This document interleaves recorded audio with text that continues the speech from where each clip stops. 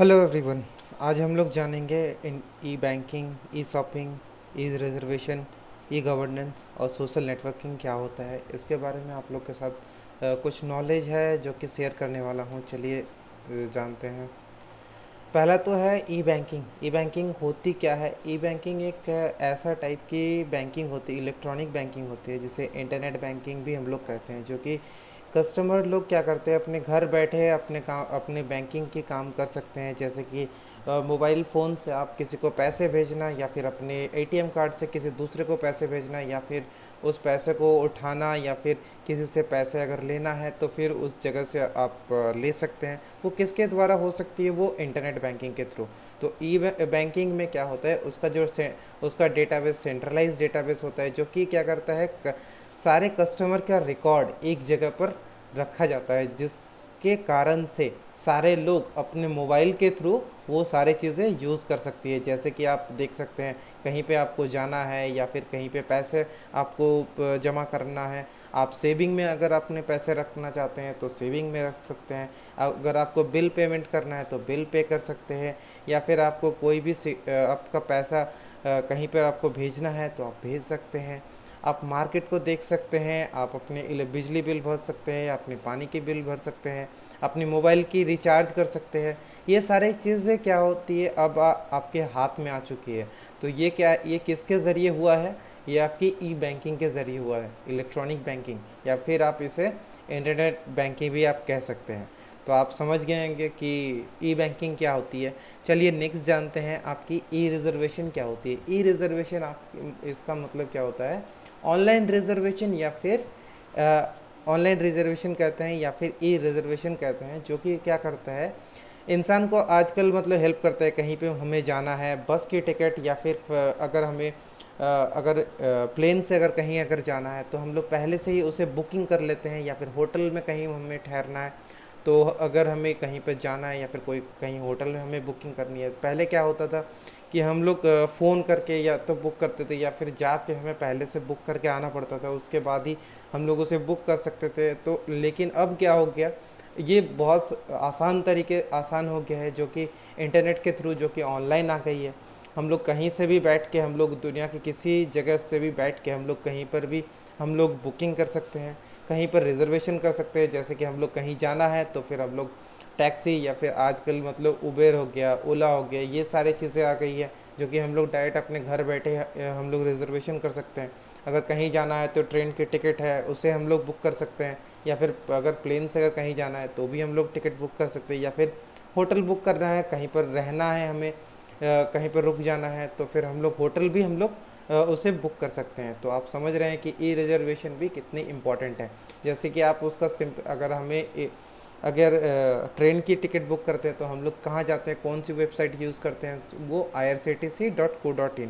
तो इस टाइप की ये आपकी ये हो गई, आपकी एग्जांपल हो गई, जो कि आप इसके थ्रू आप लोग रिजर्वेशन कर सकते हैं। जैसे फ़्लाइट के हो गए, जैसे आप कोई भी एयर एशिया हो गया तो airasia.co.in हो गया। ये सारी चीज़ें होती है आपकी, जो कि हेल्प करती है ई रिजर्वेशन में। आगे देखते हैं ऑनलाइन शॉपिंग। ऑनलाइन शॉपिंग तो आप लोगों ने सुना होगा, सारे लोग जानते होंगे कि ऑनलाइन शॉपिंग होता क्या है, क्योंकि सारे लोग शॉपिंग करते हैं घर बैठे आजकल। घर बैठे आजकल आप लोग कोई भी चीज़ों को खरीद सकते हैं। जैसे कि आपका फ्लिपकार्ट हो गया, अमेज़न हो गया, ये सारी चीज़ें अभी इतनी इजी हो गई है। आप घर बैठे कुछ भी चीज़ें, कोई भी सामान आपको ज़रूरत पड़े आप लोग खरीद सकते हैं। आप लोग खरीद के आप लोग को जैसे चाहिए, अगर कपड़े खरीदना है या फिर कोई भी सामान खरीदें या फिर मोबाइल खरीदना है, कुछ भी चाहे, जो भी ऑनलाइन प्लेटफॉर्म है वहाँ पर जाके आप अपने ऑर्डर को दे सकते हैं। ऑर्डर देने के बाद वो लोग आपके घर आके आपके सामान को दे के जाते हैं। तो ई शॉपिंग में आपकी सबसे पॉपुलर जो है, जैसे आप लोग नाम तो सुने होंगे, फ्लिपकार्ट सुने होंगे, या फिर आपकी अमेज़न हो गई, ये मिंत्रा हो गई, ये सारे मतलब जितने भी आपकी ई कॉमर्स की साइट्स हैं जहाँ पर हम लोग ऑनलाइन शॉपिंग कर सकते हैं। या फिर हमें मोबाइल ख़रीदनी है, या फिर हमें कपड़े ख़रीदने हैं, या फिर शूज़ खरीदने हैं, या फिर किताबें खरीदने हैं, जो भी इंटरनेट में जितने भी सारे सामान हैं, हम लोग को जितने भी ज़रूरतें हैं, वो सारी चीज़ें आजकल ऑनलाइन आ गई है। हम लोग घर बैठे हम लोग कोई भी चीज़ को हम लोग पैसा दे देते हैं, और उसे हम लोग को उस कंपनी से हमें आके घर में डिलीवर करके चले जाते हैं। तो ऑनलाइन शॉपिंग आप लोग समझ गए होंगे कि ऑनलाइन शॉपिंग होता क्या है। आगे बढ़ते हैं, देखते हैं सोशल नेटवर्किंग। सोशल नेटवर्किंग होता क्या है? ये पहला तो ये थोड़ी सी डिफ़िकल्ट है कि मतलब ये सोशल नेटवर्किंग जो वर्ड है ये दो तरीके से ये डिवाइड किया हुआ है। पहला है सोशल पार्ट, उसके बाद मीडिया पार्ट। सोशल पार्ट में क्या होता है कि हम लोग किसी एक या दूसरे से हम लोग क्या करते हैं, बात करते हैं, या फिर अपना जो जितने भी इंफॉर्मेशन है, जैसे कि हमें कोई जानता नहीं है तो हमें जब तक हम खुद से अगर अपना इंफॉर्मेशन नहीं बोलेंगे तब तक वो कैसे जानेगा। तो फिर हम लोग क्या करते हैं, सोशल पार्ट में क्या करते हैं, अपना इंफॉर्मेशन देते हैं या फिर हम लोग लेते हैं। और मीडिया पार्ट क्या हो गया? मीडिया पार्ट का मतलब ये होता है कि हम लोग कोई भी चीज़ को, जैसे आपकी टीवी हो गई, रेडियो हो गई, न्यूज़पेपर हो गया, ये सारे हो गए आपकी मीडिया पार्ट, जो कि हम लोग किसके थ्रू काम, ये चीज़ हम लोग कम्युनिकेट करते हैं या फिर हम लोग जानते हैं इंटरनेट के थ्रू। तो इंटरनेट के थ्रू हम लोग क्या करते हैं, हम लोग अपना इंफॉर्मेशन एक जगह से दूसरे जगह तो शेयर करते हैं। तो सोशल मीडिया का जो डेफिनेशन आप ये बोल सकते हैं कि social media web based communication tool that enable people to interact with each other by sharing the consuming information। जो भी हम लोग के पास जितने भी इंफॉर्मेशन है हम लोग साझा करते हैं एक दूसरे के साथ। दोनों चीज़ मिला के ही एक सोशल नेटवर्किंग तैयार होता है।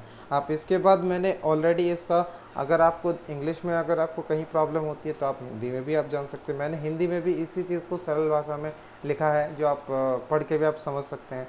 यहाँ पर देखिए, एक होता है सामाजिक भाग और एक होता है मीडिया भाग। सामाजिक भाग में देखिए, एक अन्य लोगों के साथ बातचीत करके उसके साथ जानकारी साझा करके और उसके जानकारी प्राप्त करने को संभित करता है। ये चीज़ जो है आपकी दिया हुआ, ये आपके सामाजिक भाग में ये आती है। ये आपकी जो मीडिया भाग है इसमें क्या होता है, रेडियो हो गया, न्यूज़पेपर हो गया, ये किसके द्वारा हम लोग जानते हैं, मीडिया भाग में। मीडिया भाग को कैसे हम लोग जानेंगे, इंटरनेट के थ्रू। तो ये हो गई आपकी क्या, ये दोनों मिला के ही एक सोशल नेटवर्किंग तैयार होता है कि हम लोग अपने जानकारी को साझा करते हैं एक दूसरे के साथ। आप यहाँ पर परिभाषा भी देख सकते हैं, जो कि है सोशल मीडिया एवं आधारित संचार उपकरण है जो कि लोगों को जानकारी साझा करने में, उपभोग करने के लिए एक दूसरे के साथ बातचीत करने में सक्षम बनाते हैं। तो ये इसकी सोशल मीडिया की आपकी परिभाषा होगी। हालांकि आपको मुझे जितनी लगे कि आप लोग को समझ में आया किया होगा। प्लीज़ अगर आपको अच्छा लगा है, अगर ऐसे वीडियो आप लोग को और चाहिए तो please comment, like and subscribe. Thank you. और इसके बाद हाँ, एक चीज़ छूट गई, आपसे माफ़ी चाहूँगा, जो कि है ई गवर्नेंस। ई गवर्नेंस क्या है आपकी, इसके बाद आती है ये जो भी ई गवर्नेंस कैसे काम करती है। ये एक इलेक्ट्रॉनिक गवर्नेंस के साथ हम लोग ये जान सकते हैं, या फिर इसको हम लोग ये बोल सकते हैं कि जितने भी इलेक्ट्रॉनिक गवर्नेंस आप इसे बोल सकते हैं। इलेक्ट्रॉनिक गवर्नेंस जैसे कि आपकी हो गई, जैसे ई किसान हो गया, आप लोग ने सुना होगा। अभी सारे गवर्नमेंट क्या कर रही है, लोन प्रोवाइड कर रही है सारे लोगों को। तो ये सारे जितने भी गवर्नमेंट की जितने पॉलिसीज़ है वो इंटरनेट के थ्रू मतलब जो भी प्रोवाइड होती है अपने पब्लिक्स को, मतलब जनरल जो पब्लिक है उसको मतलब देने के लिए। तो ई गवर्नेंस, इंटरनेट गवर्नेंस के थ्रू कैसे लोगों तक पहुंचता है, जैसे कि आप बिजनेस हो गया, जैसे जेम, आपने जेम तो सुना होगा, जो कि ई गवर्नमेंट प्लेटफॉर्म है। वो सारे, ये सारे जितने भी होते हैं मॉनिटर किससे होते हैं, ई गवर्नेंस के थ्रू ही उसे मॉनिटर किया जाता है। जैसे आप कोई बिजनेस हो गया, या फिर नेशनल या फिर स्टेट या फिर लोकल लेवल पे भी मतलब गवर्नमेंट क्या करती है, इंटरनेट के थ्रू काम करती है। तो यहाँ पर इंटरनेट यहाँ पर गवर्नमेंट कैसे काम करती है, गवर्नमेंट जो काम करते हैं, यहाँ देखिए ई गवर्नेंस जो मेन है, उसके बाद वो प्रोसेस करती है, जो कि किसके थ्रू, टेक्नोलॉजी के थ्रू। उसके बाद वो क्या ये करती है, रिसोर्सेस है। रिसोर्सेज क्या करती है, मतलब वो कुछ लोगों को हायर करती है, और वो लोग क्या करते हैं, हेल्प करते हैं ये पब्लिक को। ये पब्लिक मेन जो फोकस रहता है गवर्नमेंट की, वो मेन जितने भी पब्लिक है उनको हेल्प करना, किसके थ्रू, आपकी communication, information and communication technology के द्वारा। आशा करता हूँ आप लोग को समझ में आया होगा। Thank you.